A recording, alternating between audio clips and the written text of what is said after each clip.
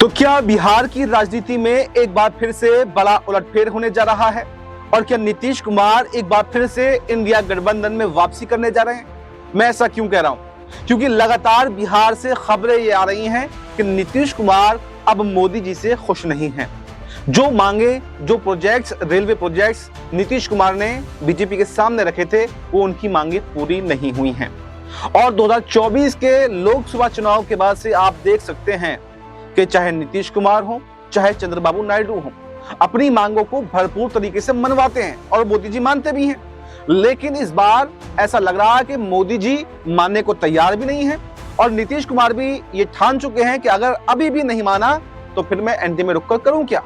क्योंकि ना तो सीएम फेज का ऐलान वो कर रहे हैं, ना सीट शेयरिंग का फॉर्मूला तय हो पा रहा है और ना ही जो मांगे उन्होंने रखी हैं वो मांग रहे हैं। तो ऐसे में अब उनको ये समझ आ रहा है कि शायद मोदी जी या फिर बीजेपी अगर कहें तो उनको साइडलाइन करने की तैयारी कर रही है। लेकिन नीतीश कुमार एक अनुभवी खिलाड़ी हैं, मंजे हुए नेता हैं। उन्होंने अपने अनुभव से कई बार मोदी शाह जैसे बीजेपी के नेताओं को पटखनी दी है और मोदी शाह को भी पटखनी दी है। तो क्या एक बार फिर से वो मोदी शाह को पटखनी देने की तैयारी कर रहे हैं?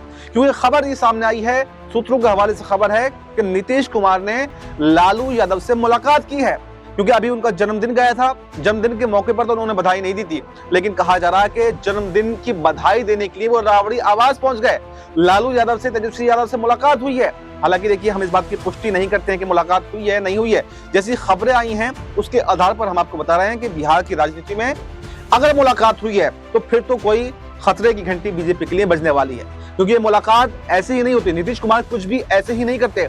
उनके हर एंगल में, हर मुस्कुराहट में, हर जो है नाराजगी में कुछ ना कुछ छुपा होता है और उनकी जो नाराजगी दिखाई बीजेपी से दे रही है। और जहां ये मुलाकात की बात आ रही है, अगर इन दोनों को जोड़ दें तो संदेश साफ है कि वो अब एनडीए में खुश नहीं है और इंडिया गठबंधन में जाना चाहते हैं। क्योंकि कई बार बीजेपी नेता हो वो ये कह चुके हैं कि साहब इस बार तो मुख्यमंत्री है वो नीतीश कुमार नहीं बनेंगे, बीजेपी का बनेगा। कोई कहता है कि इस बार चिराग पासवान मुख्यमंत्री बनेंगे। जीतन राम मांझी अपना दावा ठोक रहे हैं। और सबसे बड़ी बात तो यह है कि चिराग पासवान ये कह चुके हैं कि वो सभी 243 सीटों पर चुनाव लड़ सकते हैं। और सबसे बड़ा नुकसान पिछले चुनावों में नीतीश कुमार का अगर किसी ने किया था, उसका नाम था चिराग पासवान। जब वो 135 सीटों पर लड़े थे, अगर वो 243 सीटों पर लड़ते हैं तो इसका नुकसान भी सीधे सीधे तौर पर किसको जाएगा? नीतीश कुमार को जाएगा। तो नीतीश कुमार ये समझ रहे हैं कि अगर वो एनडीए में रहे तो उनका ग्राफ और भी ज्यादा गिर सकता है। वहीं अगर नीतीश कुमार एनडीए छोड़ देते हैं, इंडिया गठबंधन में आ जाते हैं, तो फिर एक बात तो कन्फर्म है कि कम से कम चिराग पासवान एनडीए नहीं छोड़ेंगे, वो एनडीए में ही बने रहेंगे। इससे नीतीश कुमार को कम खतरा रहेगा। और वहीं इंडिया गठबंधन का जो छूटा हुआ वोट बैंक है, जो मुस्लिम वोट बैंक है, वो वापस मिल जाएगा। तो इससे नीतीश कुमार का ग्राफ बढ़ सकता है।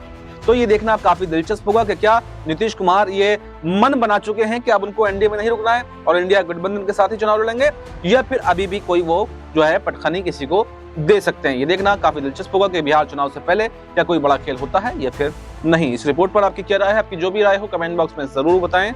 और फिलहाल हमें दीजिए इजाजत। नमस्कार।